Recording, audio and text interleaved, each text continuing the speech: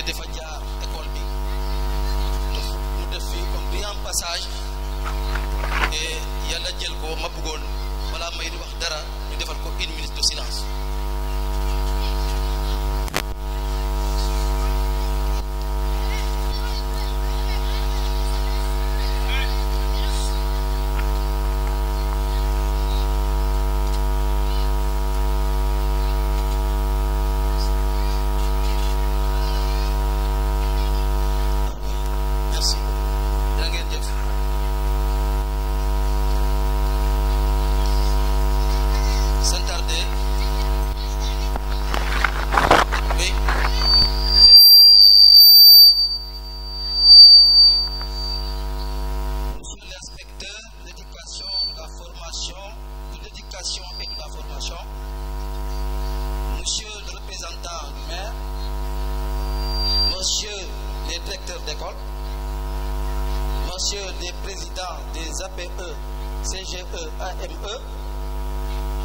Messieurs les chefs religieux et coutumiers, chers enseignants, chers élèves, la cérémonie qui nous réunit aujourd'hui revêt un caractère solennel et symbolique pour la vie de nos écoles. Il s'agit de primer les meilleurs élèves qui se sont distingués aux 2 premières évaluations de cette année. Permettez-moi de remercier tout d'abord les initiateurs et les donateurs qui nous ont permis d'organiser cette cérémonie aussi importante. Après avoir rendu grâce à Dieu, qui nous a donné la force et la santé d'être ensemble ce matin, c'est avec joie que je formule au fond du cœur mes souhaits de bonheur pour vous, vos familles, vos enfants et tous ceux qui sont présents aujourd'hui à Moussa Senghor. Tous les enseignants, les parents d'élèves et les élèves de Moussa Senghor et de Diofior Nord-Ouest vous remercie. Vous avez rappelé la sagesse de vos anciens. Je veux citer Feu Abdoulaye Thiam Biror, qui nous a quittés et qui a travaillé avec des collaborateurs. Il y a ceux qui sont présents, il y a ceux qui nous ont quittés aussi, je veux citer. Et Abdoundong, premier maire de Diofior, Moussa Pidje Diam, adjoint au maire, Lamine Sarr, ancien directeur de cette école, ici présent. Et je rappelle, c'est tous les appuis que vous avez ici, c'est Lamine Sarr qui les a plantés dans l'école. Je veux citer Abdou Sen de Faroy, Koli Thiam, politicien que vous connaissez, qui nous a quittés aussi. Abdou Ndama Thiam, président des parents d'élèves, qui ont construit cette école depuis 1979. Comme eux, vos noms resteront gravés dans les annales de cette école. Mais je tends la main aussi à toutes les autres bonnes volontés, particulièrement à la municipalité, pour inscrire ce genre d'événement dans votre agenda afin de les pérenniser. Je vais aussi féliciter les heureux récipiendaires et vous encourager à persévérer dans vos efforts, car pour avoir plus que les autres, il faut faire plus que les autres. Et chers enfants, vous le savez, les études sont jalouses. Et je vais interpeller aussi les parents. Les études sont jalouses. Pour avoir ce résultat, je pense que c'est le fruit de longs efforts. Un enfant qui fait trop de distractions ne peut pas avoir le même résultat qu'un enfant qui s'exerce constamment. Donc il n'y a pas de secret.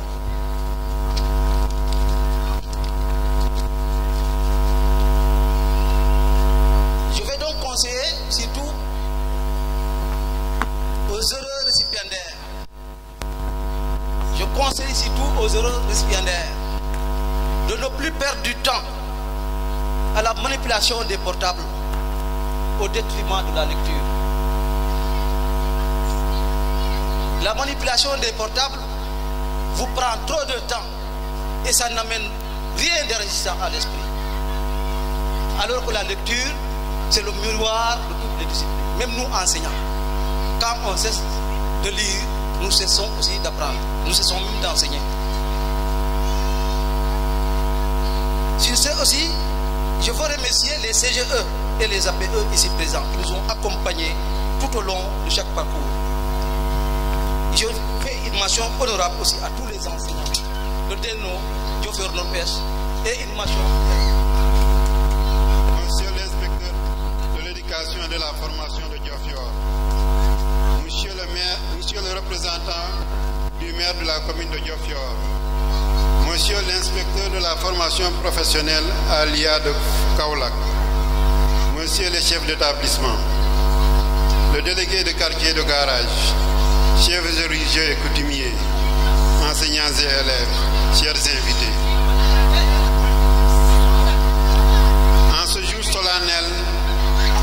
je voudrais au nom des camarades du groupe remercier toute la communauté éducative. En effet, votre présence massive atteste le réel intérêt et l'importance que vous accordez à cette rencontre. C'est l'occasion pour nous d'exprimer toute notre gratitude et notre profonde reconnaissance aux autorités administratives, religieuses et coutumières ici présentes. Chers invités, une fois n'est pas coutume, nous voici réunis aujourd'hui dans ce temple du savoir pour la cérémonie de remise des prix aux meilleurs élèves des écoles élémentaires de Sinyanka et de Diofior Nord-Ouest. Une initiative dont l'objectif majeur est de prôner l'excellence pour la restauration d'une école de qualité. Cette motivation nous paraît essentielle pour créer l'émulation chez nos chers apprenants. C'est dans cet élan que nous nous sommes organisés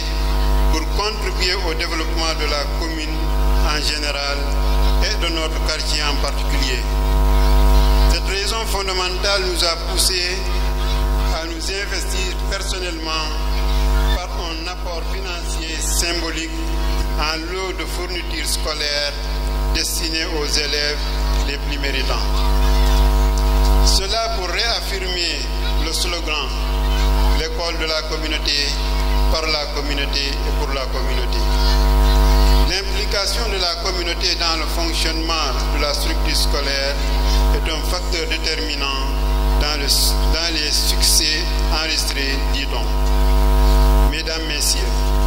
l'école constitue le miroir de la société et les jeunes qui sont devant nous, les racines vivifiantes de notre nation, tout en symbolisant notre future élite, notre espoir, notre avenir. À ce titre, il mérite respect et considération. C'est dire qu'un pays où les enfants ne vont pas à l'école est un pays qui ne grandit pas, qui ne fait pas de progrès. Nous devons les accompagner pour un suivi permanent à domicile, après les classes, pour l'amélioration de leur performance scolaire. Une responsabilité qui incombe à chaque parent. Le relèvement du niveau de nos élèves passe nécessairement par la qualité des enseignements-apprentissages. Une mission qui requiert la mobilisation de tous les acteurs éducatifs, État, collectivités territoriales, partenaires, enseignants, parents d'élèves. Au-delà des moyens consentis ces dernières années par nos gouvernants, nous devons tous redoubler d'efforts pour preuve de sacrifice, de responsabilité, de patriotisme pour la stabilité et la qualité de notre système éducatif. Les pays les plus développés ne sont-ils pas ceux qui ont fait les plus grands efforts éducatifs? Avant de terminer, Mesdames, Messieurs, permettez-moi de remercier nos chers enseignants, les pionniers infatigables pour leur sens du devoir, les élèves pour leur constance dans les apprentissages. Il en est de même des partenaires pour leur accompagnement permanent, de la collectivité territoriale pour son soutien indéfectible, des parents pour leur adhésion manifeste à l'épreuve éducative, mais aussi et surtout de l'État pour les immenses et diverses ressources injectées dans le système.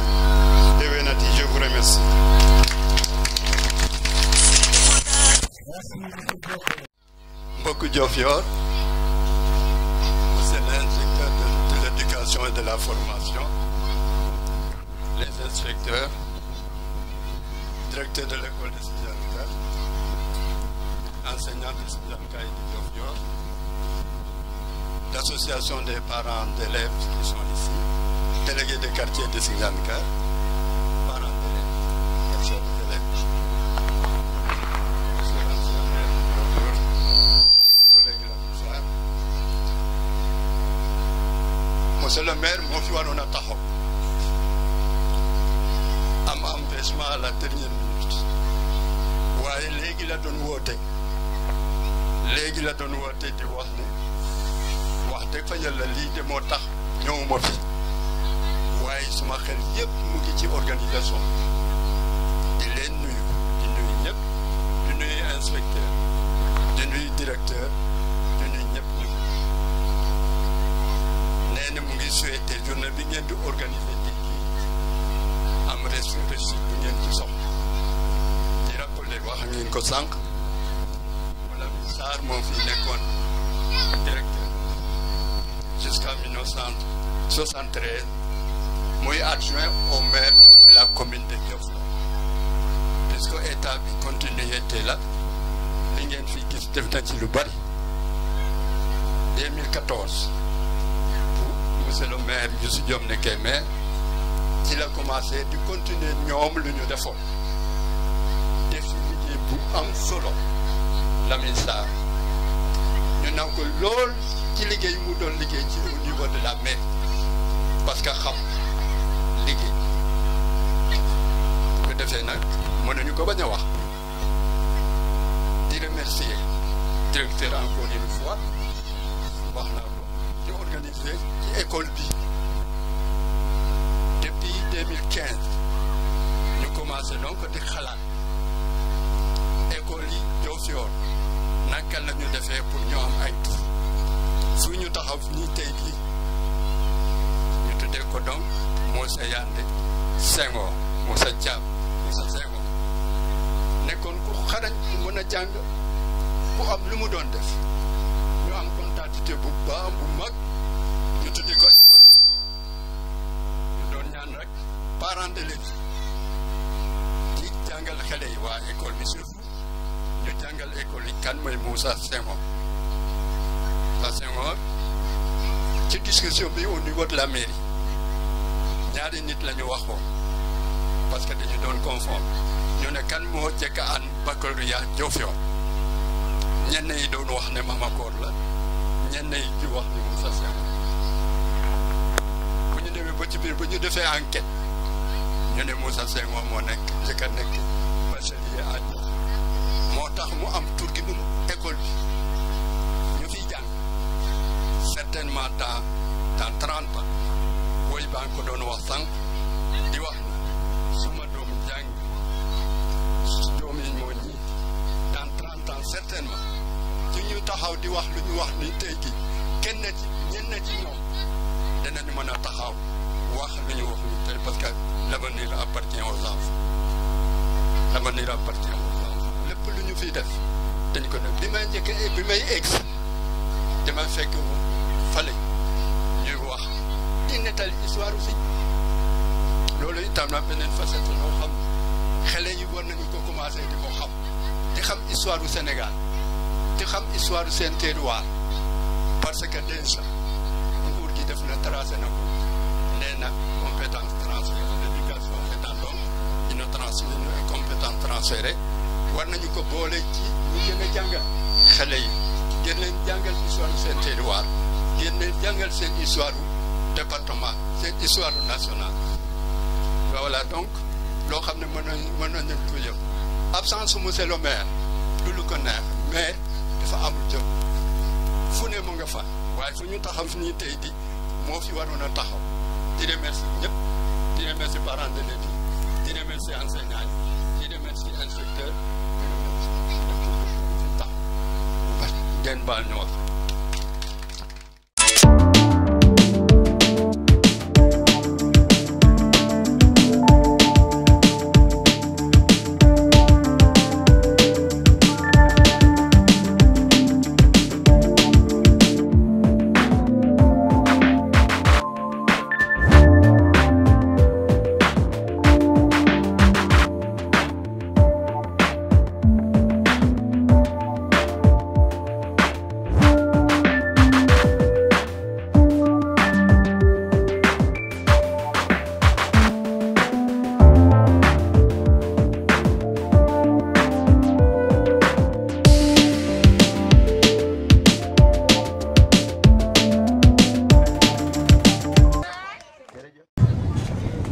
Monsieur l'inspecteur.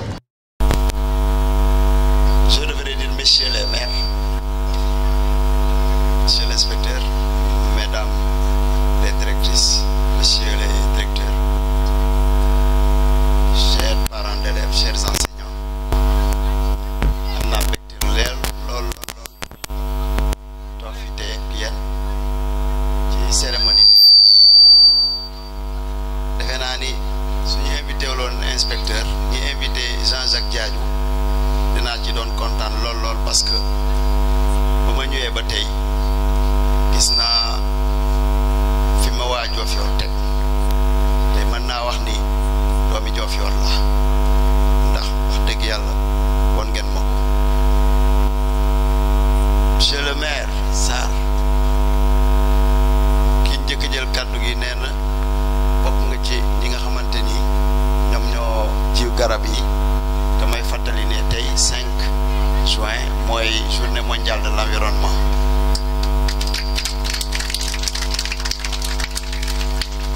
donc lu am solo la ñu fàttali ko ñu leen ci gërëm bu baax a baax. Ousmane Diop ba mu jëlee kàddu gi ba mu njëkkee ñëw bureau sax mu ne ma inspecteur ñun daal dafa am benn cérémonie bi ñu bëggoon def ñu bëgg nga teewee ko ma ne ko bu soobee yàlla dinaa ñëw parce que ay cérémonie yi mel noonu laaj na su ma ko mënee ma fekkee ko parce que dafa doon lu am solo te bi muy jël kàddu gi fàttali na ma benn ministre bi nga xamante ni ki ma marqué la woon moo ma nommé sax en tant qu'IEF de Diofior muy Serigne Mbaye Thiam. Serigne Mbaye Thiam mi nga xamante ni ba mu ñëwee il a mis la communauté au cœur de la gestion de l'école à travers le slogan qu'il a rappelé tout à l'heure, l'école de la communauté, pour la communauté et par la communauté. Donc ba mu ko defee Serigne Mbaye Thiam il a demandé au président de prendre un décret qui institutionnalise les comités de gestion d'école comme structure de gestion des écoles. Donc il a mis la communauté au cœur de la gestion de l'école. Auparavant, APE lañ doon dégg, association des parents d'élèves. waaye soo seetee école ëpp na APE ëpp na parents d'élèves. Donc école ba nekk ci quartier képp ki nga xamante ni mën nga cee dugal sa loxo war nga cee mën a dugal sa loxo moo waral mu naan léegi damay créer comité de gestion d'école comme ça ñëpp ñi nga xamante ni ci communauté bi lañ bokk ñi mën a dugal seen loxo ci gestion école bi moo waral donc CGE am di nga gis un jeune bi nga xamante ni amul doom ci école bi mais mooy gérer comité de gestion bi doon li nga xamante ni lu am solo donc su ma gisee du ma ne ay enseignants mais des membres de la communauté comme ñi nga xamante ni ñoom ñoo toog ba réfléchir ñi naan dañuy def lu li mel man dama koy rafetlu bu baax a baax dama koy rafetlu parce que au moins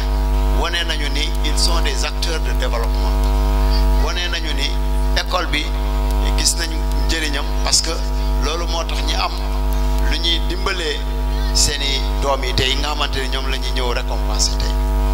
école soo amuloon xëy na suñu amuloon chance dugg école peut-être duñ doon am loolu naw ma ne école rek mooy mayee loolu waaye képp ki nga xamante ni am nga asus du ngay dugal sa loxo nu mu bon a bon dugg nga école jàng fa am xam-xam bu ñu fa jëlee bi lay jàppale ci sa liggéey daal donc maa ngi leen di gërëm bu baax a baax di leen sant di leen encourager à aller de l'avant par rapport à cela. Il est bon de récompenser les meilleurs élèves parce que au moins wane nañu ne dañoo xarañ mën a jàng góorgóorlu waaye nag nañu bàyyi xel aussi ñi nga xamante ni peut-être amuñu chance nekk fii à la place de ceux qui sont là parce que école sélection la te pour sélection mën a am au départ il faudrait mettre tout le monde sur la même ligne de départ waaye xale yi yëpp nekkuñu dans les mêmes conditions am na ay xale yi nga xamante ni peut-être seen kër amuñu lamp buñ jàngee xëy na loolu moo leen xañ tey prix bi ñuy bi ñeneen ñi nar a am tey donc j'aurais suggéré qu'à l'avenir peut-être ñu créer ay prix spéciaux pour ces élèves démunis là yi nga xamante ni peut-être conditions yi ñu nekkee seen kër moo tax ba seen performance yi àggul fu ñeneen ñi seen performance yi bu ñu egg. Alors encore une fois may fàttali ne xale yi laa koy fàttali ni récompense yi c'est pas pour punir ceux qui ont été moins performants, c'est pas pour punir ñi nga xamante ni peut-être seen liggéey demeewul noonu, mais c'est pour créer ce qu'on appelle l'émulation. C'est-à-dire bépp xale bi nga xamante ni gis nga tey sa morom muy recevoir cadeau fi tey xeeñ na suba di nga góorgóorlu pour nga nekk fit yow it. Donc may ñaax élèves yi ñu góorgóorlu gën a góorgóorlu comme ça bu subaa ñëpp nekk ex aequo ñu primé ñëpp waaw ñu primé ñëpp. Parents d'élèves yi nag Ousmane wax na ko léegi mbirum école du mbirum enseignant kese ñëpp ñoo ci war a dugal seen loxo parce que élève bi nga xamante ni copier na leçon du ci école bi la koy jàngee jox nañ ko exercice du ci école bi la ko war a defee ci kër ga la ko war a defee donc dañoo war a jàppale jàngalekat yi jàppale élèves yi élève bi nga xamante ni jox nañ ko leçon jox nañ ko ay exercice yi mu war a def kër ga ngeen fexe ba au moins ñu suivre élèves yooyu pour ñu mën a def seen exercice yi parce que différence bi mooy loolu élève bi nga xamante ni day liggéey kër ga di liggéey école du am même résultat que élève bi nga xamante ni ci école bi rek lay liggéey. Donc maa ngi ñaan parents yi ñu suivre xale yi bu baax a baax grand frères yi grande sœurs yi ñu accompagner xale yi bu baax a baax pour seen performance yi ñu gën a jëm kanam. Aux enseignants, on voit ici que nous avons tout à l'heure le maire mu ma doon naan inspecteur kay kan ngay ñëw inspecté ñu ma ne ko ñemewuma loolu yéen du ma leen inspecté tey moom yéen a ma war a inspecté yéen a ma war a inspecté waaye li ma leen di ñaan mooy ngeen continuer di encadrer les plus jeunes, c'est-à-dire les plus jeunes enseignants, parce que aujourd'hui on a besoin de l'accompagnement de tout le monde.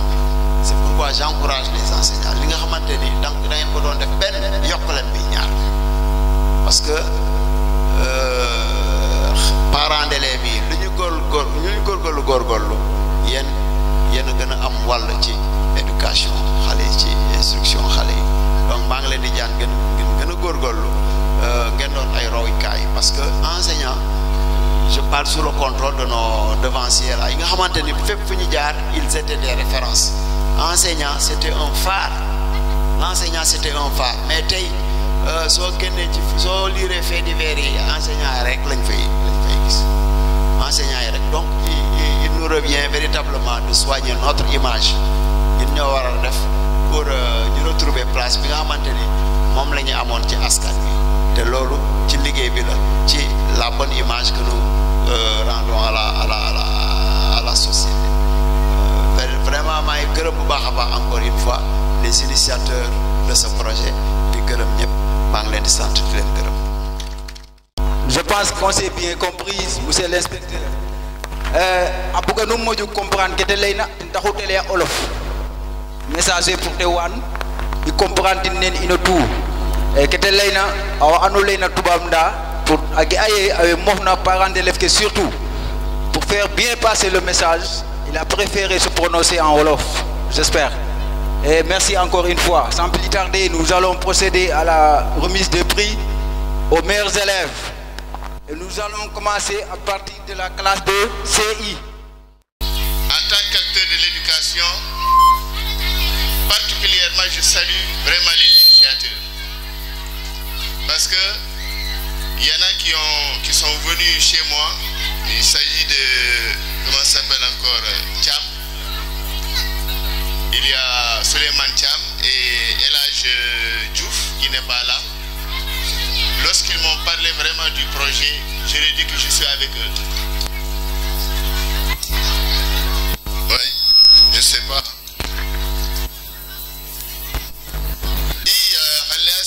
Monsieur l'inspecteur, c'est par rapport vraiment à cela parce que vraiment je m'adresse beaucoup plus à ces jeunes. Ya nous ne maral na keke nous ne bugumu leit ay primé enayo ay primé arena nous ne tout ya nous ne den primé imbale félicitations continuer mi ngi ne parents ki na continuer a kontanit na a sawar lool parce que réussite nous ten réussite den nous admis nga den admis u kon topato ye canga ke nun awe andone primaire an hay jawe kina codel kado imbuga mbug nu deta tok den ke taxna den jeg hay prix nu le ino awe ke mbage in mbage nun de mbage nun de kon nuno kanu le kay itam nek compone na gara nek xan fokk ngor ke na primaire kel ken taxu ke fiel imbuga mbug bo fop comme ne monsieur l'inspecteur ale tuna fop ay en primaire nous ne tournons des P2 mbalam 3e kente njegu solo ndanak pour nous njekeke refere wondo danade ha mbalam refana telele mbalam willoha wacci do ngake takaw fadi mana ha fadi nadal kenu njagina udeti kenu njekaw fet udeti baraka itam nu ndam taren nu kaga parce que deno a chanke wup na tentenre encadrement fa binna ule anu ne encadrer an afudel itam wage bid résultat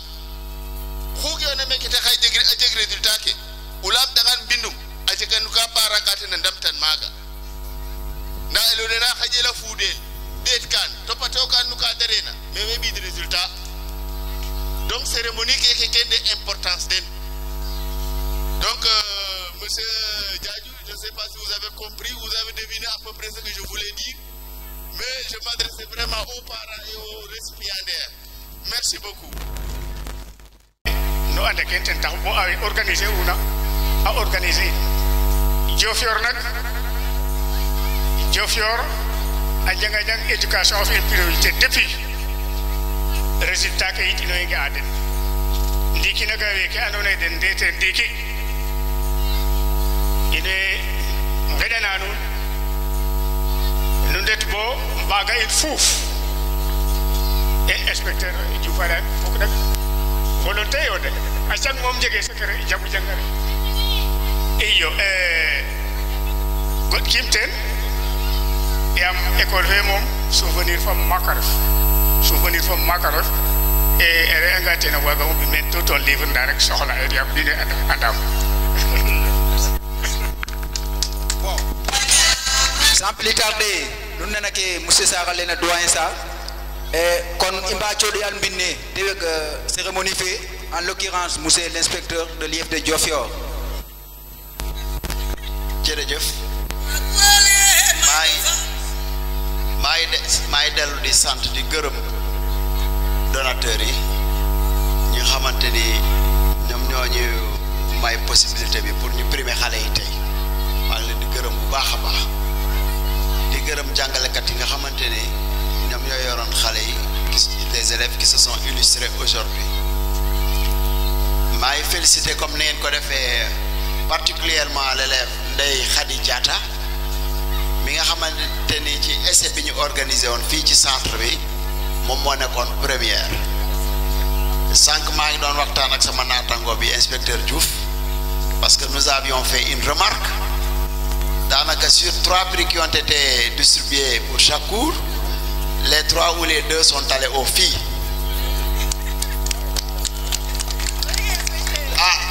Je ne sais pas ce qui se passe, mais il faut que nous autres hommes travaillons à inverser cette tendance là. Wow. Mais vraiment on félicite vivement les filles. Nous encourager aussi les élèves qui peut-être bëggoon nañ fi nekk tey yàlla def cette performance bi doxewul noonu donc ñu ngi gërëm ñëpp vraiment et qu'on souhaite une bonne chance à tous les candidats pour l'examen du CFE qui se profile à l'horizon et bon retour à tout le monde. Merci beaucoup.